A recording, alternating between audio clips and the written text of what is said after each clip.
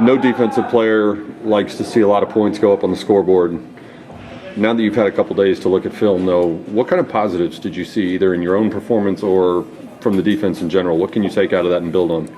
Well, there's obviously a lot of room to improve. That's probably obvious to a lot of people. And the thing what we saw in film, it's more of. I mean, we were out there. We were running to the ball, but it was more of just we were shooting ourselves in the foot with mental mistakes. The penalties, and that's something you can't do, especially against a team like Baylor. They're too good. You can't be out there doing stuff like that. It's got to be, we got to do what we were practicing all week, all training camp, and we just didn't execute the way we were supposed to. Were you surprised some of those penalties committed by upperclassmen who've been through the wars before? I mean, was it the crowd? Was it first game jitters, or was that something you would normally expect maybe from a younger guy? I mean, it's hard to say. I mean, you can go back and you can argue those calls as much as you want. I mean, some of them you can say, oh, that's a little too harsh, or and something like that. But at the end of the day, it's just we got to play our football. Those penalties, we just got to eliminate those. Those are unacceptable. That's not what we do as a defense. So I mean. Am I surprised? I mean, it's hard to say. It's just one of those things. That's part of football, and they're going to happen. As a defense, you guys always talk about one snap and clear. Right. If you get beat, you got to be able to forget it and go on to the next play. Yeah, that's a huge thing for us. We can't dwell on this Baylor game. We got to move on because SFA is going to be ready. They're a good football team, and that's a team that's easy to go. Oh, it's just one. Oh, this is SFA. It's fine, but.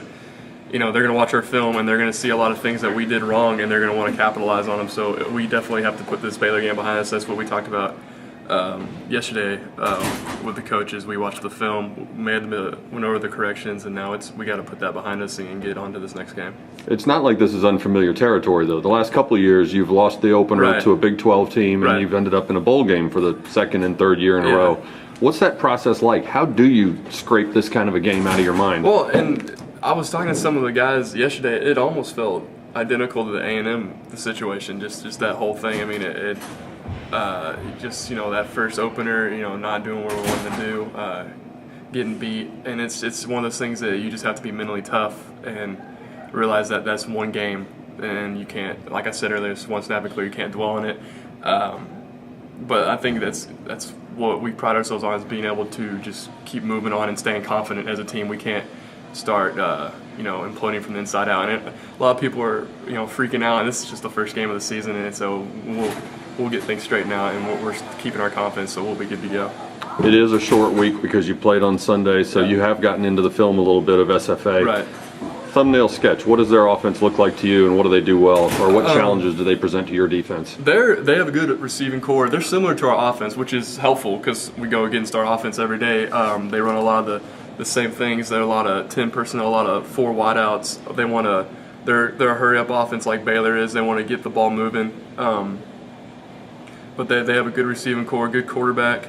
Their running back is a good running back. He's one of those guys that we got to wrap up in tackling. Against the Baylor, in the Baylor game, we struggled on our tackling, and that's one of the emphasis that we're going to push this week, getting ready for this game, is tackling.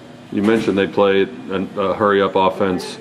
Baylor looked like they were about as fast, not just the speed of their players, but the tempo that they operated at looked about as fast as any offense out there. Yeah. As a defense, what can you do to slow that down or try to compensate for that? What we did is we were wanting to rotate in a lot of bodies to keep people fresh, because it gets down to the 8th and 9th play in the series when they're just keep going, and guys are starting to wear down, and that's when mental mistakes happen. So I think the coaches did a real good job of getting subs in there, keeping fresh legs, and then it's just one of those things that you have to mentally prepare yourself. You got to come out on the field and say, this is going to be fast tempo. I got to be mentally ready to, as soon as the play's over, get back on the ball, get the call, get everyone lined up, and get ready to go again.